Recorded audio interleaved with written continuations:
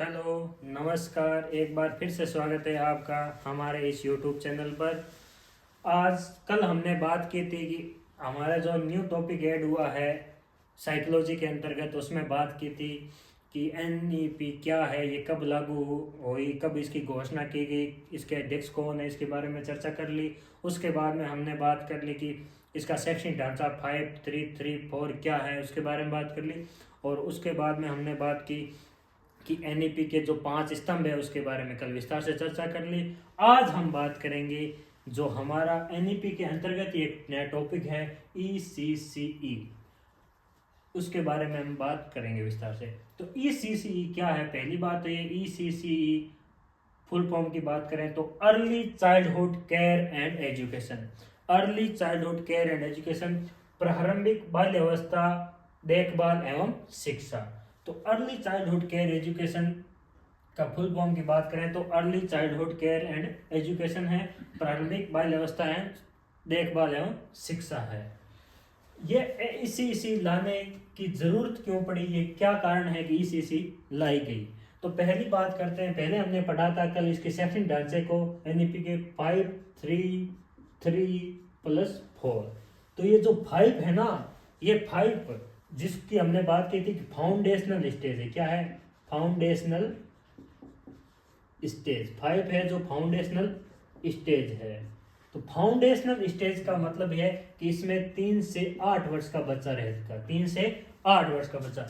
अब जब 3 से 8 वर्ष का बच्चा है, उसके लिए जो शिक्षा की बात की गई, उसके अंतर्गत 3 से 6 वर्ष तक के बच्चे की जो बात की गई है वो है ईसीसी के अंतर्गत, early childhood care and education के अंतर्गत। 3 से 6 वर्ष का बच्चा स्कूल के लिए तैयार होना, स्कूल के लिए तैयार करना ही ईसीसी के अंतर्गत आता है।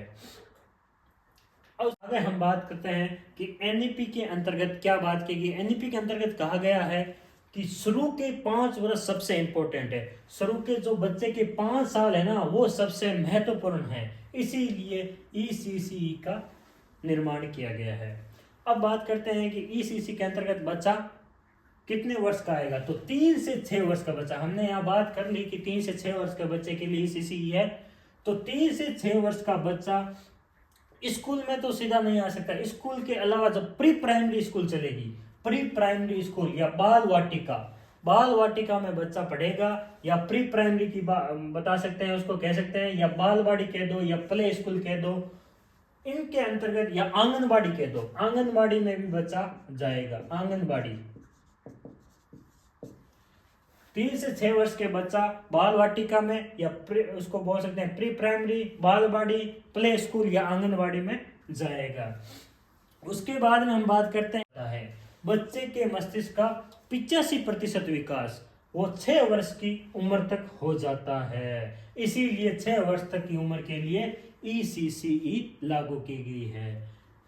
बच्चे के मस्तिष्क का 85% विकास 6 वर्ष तक हो जाता है, इसीलिए ईसीसी लागू की गई कि बच्चे को 6 वर्ष तक, जब 6 वर्ष तक पहली क्लास में आएगा ना, तब तक बच्चे को क्या करना, एकदम तैयार करना, रेडी करना। उसके बाद में हम बात करते हैं ईसीसी के उद्देश्य। तो ईसीसी के क्या उद्देश्य हैं? पहला उद्देश्य है बच्चों के समग्र विकास की नींव रखना। बच्चे की जो नींव है ना, धरातल की, वो उसको मजबूत करना, समग्र विकास की नींव को रखना।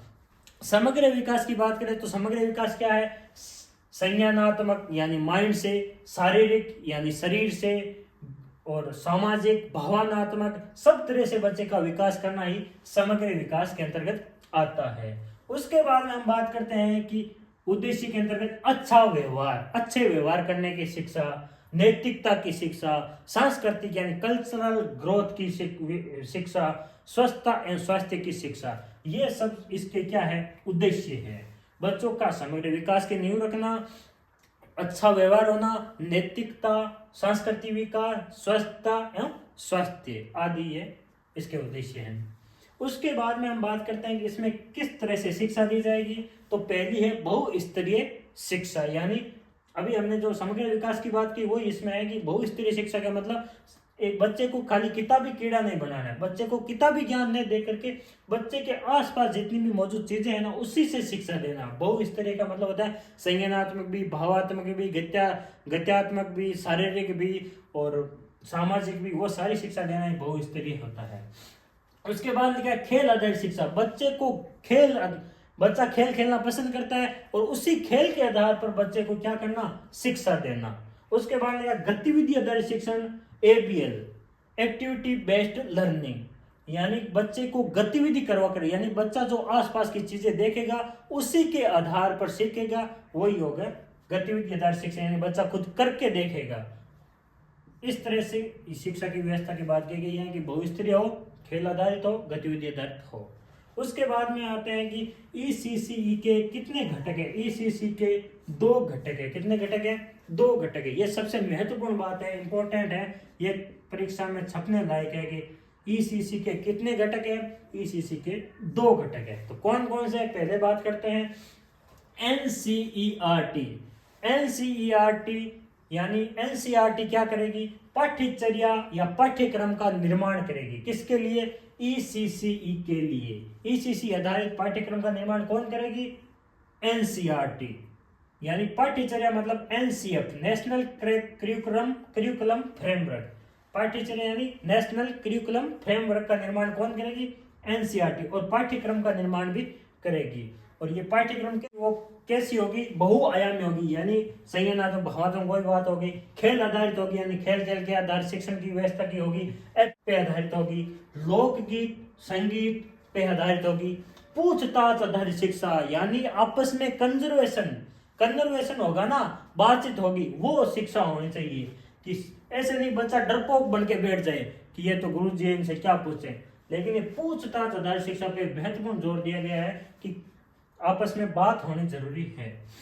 उसके बाद में पहला घटक तो हो गया NCERT पाठ्यचर्या का निर्माण करेगी और पाठ्यचर्या ECC आधारित होगी, समय समय पर उसमें बदलाव भी करती रहेगी। उसके बाद हमने बात की कि अच्छी तरह की शिक्षा, दूसरा घटक है अच्छी तरह के प्रशिक्षित शिक्षकों की व्यवस्था करेगी। अच्छी तरह के प्रशिक्षित यानी प्रशिक्षण प्राप्त करने वाले शिक्षकों की व्यवस्था होगी। और यह प्रशिक्षण कौन देगा, यह प्रशिक्षण देगा NCERT। यह प्रशिक्षण कैसे देगा, NCERT देगा। और ये प्रशिक्षण कैसे होगा, ऑनलाइन प्रशिक्षण होगा, समय समय पर शिक्षकों को प्रशिक्षण देने का कार्य NCERT करेगी और यह ऑनलाइन प्रशिक्षण होगा। ऐसे नहीं हो बाल बाटिका छोड़ करके शिक्षकों को बुला लिया गया वो प्रशिक्षण करते हैं, ऐसा नहीं होगा। ऑनलाइन प्रशिक्षण होगा और अच्छे शिक्षकों की व्यवस्था करेगी सरकार ECC के लिए। तो 2 घटक हो गए, पहले NCERT पाठ्यचर्या का निर्माण करेगी और दूसरा NCERT प्रशिक्षण देगी, शिक्षकों को अच्छी तरह से प्रशिक्षण देगी, यानी प्रशिक्षित शिक्षकों की व्यवस्था करेगी। ये 2 घटक महत्वपूर्ण हैं। उसके बाद में ECCE लागू किन किन के सहयोग से होगी। तो पहले बात करते हैं मानव संसाधन विकास मंत्रालय। मानव संसाधन विकास मंत्रालय, तो मानव संसाधन विकास मंत्रालय जिसको हमने बात की थी पहले वीडियो में कि NEP के आने से मानव संसाधन विकास मंत्रालय का नाम क्या हो गया, शिक्षा मंत्रालय। क्या हो गया, शिक्षा मंत्रालय। तो शिक्षा मंत्रालय, WCD महिला व बाल विकास मंत्रालय, स्वास्थ्य व परिवार कल्याण मंत्रालय और जनजातीय मामलों के मंत्री, इन सब के सहयोग से ECCE लागू होगी। ये बहुत ही इंपॉर्टेंट है कि ECC कौन कौन मिलकर के लागू करेगा। तो पहला है मानव संसाधन विकास मंत्रालय जिसका नाम हो गया शिक्षा मंत्रालय। दूसरा है WCD वुमेन चाइल्ड डेवलपमेंट महिला बाल विकास मंत्रालय। तीसरा है स्वास्थ्य परिवार कल्याण मंत्रालय। चौथा है जनजातीय मामलों के मंत्रालय, जनजातीय मामलों के मंत्री। ये सब इतने मिलकर के ECC लागू करेंगे। आगे हम बात करेंगे इनके ECC के क्षेत्र कौन कौन से, फोकस क्षेत्र कौन कौन से, जहां पर ECC के एकदम फोकस किया गया है, पर ECC को फोकस किया गया है। दूसरा पहला है सार्वभौमिक पहुंच, यानी सबकी पहुंच होनी चाहिए। ऐसे नहीं हो कोई बच्चा 3 से 6 वर्ष का छूट रहा है, सार्वभौमिक पहुंच होनी चाहिए। और यह पहुंच कितने वर्षों तक हो जानी चाहिए, 2030 तक इसका लक्ष्य रखा गया है। 2030 तक 100% सार्वभौमिक सबकी पहुंच होनी चाहिए शिक्षा पर। आधारभूत शिक्षण पाठ्यक्रम, आधारभूत शिक्षण पाठ्यक्रम का मतलब यही है फाउंडेशनल स्टेज। फाउंडेशनल स्टेज की हमने बात की थी ना, तो फाउंडेशनल स्टेज में प्री स्कूली स्टेज, प्री स्कूल स्टेज व स्कूल स्टेज, दो स्टेजों की हमने बात की थी, प्री स्कूल स्टेज व स्कूल स्टेज। तो प्री स्कूल स्टेज के लिए भी व्यवस्था, पाठ्यक्रम की व्यवस्था करना, और स्कूली शिक्षा जो ग्रेड फर्स्ट व ग्रेड 2 थी उसके लिए भी पाठ्यक्रम की आधारभूत शिक्षण की व्यवस्था करना, कि बच्चा जब पहले ग्रेड में और दूसरे ग्रेड में आए तो ऐसे झिझके नहीं, डरना नहीं चाहिए बच्चा, इसकी व्यवस्था करना। दूसरा उसके तीसरा इसका क्षेत्र है बहुआयामी शिक्षण। बहुआयामी शिक्षण यानी ऐसे नहीं हो कि बच्चे को एक ज्ञान देने के लिए ही खाली ईसीसी करवा रहे हैं। बहुआयामी यानी अलग अलग क्षेत्रों का, सभी क्षेत्रों को सम्मिलित करना। अंतिम आता है प्रारंभिक शिक्षा, यानी कक्षा 5 की शिक्षा का भी इसमें जिक्र किया है, कक्षा 5 तक की शिक्षा का भी इसमें जिक्र किया गया। फोकस क्षेत्र तो ईसीसी के फोकस क्षेत्र है सार्वभौमिक पहुंच, दूसरा आधारभूत शिक्षण पाठ्यक्रम, बहुआयामी शिक्षण, प्रारंभिक कक्षा यानी कक्षा 5 तक की भी इसमें बात की गई है।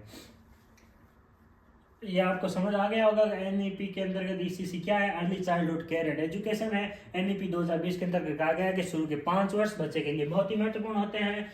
3 से 6 वर्ष के बच्चों को बाल वाटिका में, बालवाड़ी में, प्री स्कूल में, प्ले स्कूल या आंगनबाड़ी की व्यवस्था की जाएगी। बच्चे के मस्तिष्क का 85% विकास 6 वर्ष की तक हो जाता है। इसके उद्देश्य है, ईसीसी के उद्देश्य समग्र विकास की नींव रखना, अच्छा व्यवहार, नैतिकता, संस्कृति विकास, स्वास्थ्य शिक्षा, बहुस्तरीय खेल आधारित, गतिविधि आधारित, और इसके 2 घटक, ये 2 घटक बहुत ही महत्वपूर्ण है। एनसीईआरटी पाठ्यचर्या पाठ्यक्रम का निर्माण करेगी और अच्छी तरह से प्रशिक्षित शिक्षकों की व्यवस्था करेगी और समय पर उनको प्रशिक्षण भी देगी। ईसीसी लागू किन मंत्रालय के सहयोग से हुआ है? तो मानव संसाधन विकास मंत्रालय, WCD, स्वास्थ्य व परिवार कल्याण मंत्रालय और जनजातीय मामलों के मंत्री।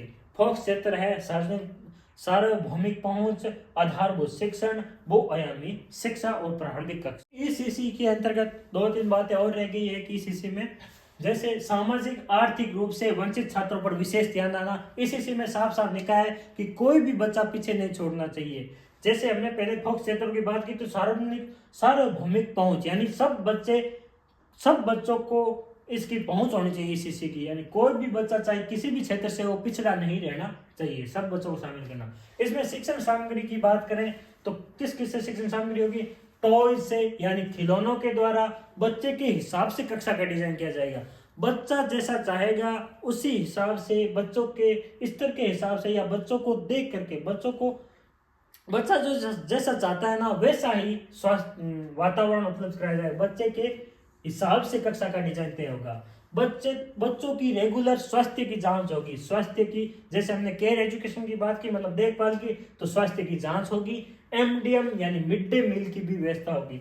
बच्चों को शिक्षण सामग्री में टॉय, बच्चों के हिसाब से कक्षा का डिजाइन होगा। बच्चों को रेगुलर स्वास्थ्य की जांच होगी और MDM यानी मिड डे मील की भी व्यवस्था होगी। शिक्षण सामग्री में ये चीजें जाएगी। बच्चों को मिट्टी पे लिखवाएंगे तो मिट्टी पे लिखवा के करके सीखने पे आधारित शिक्षण होगा। गतिविधि आधारित शिक्षण, खेल आधारित शिक्षण।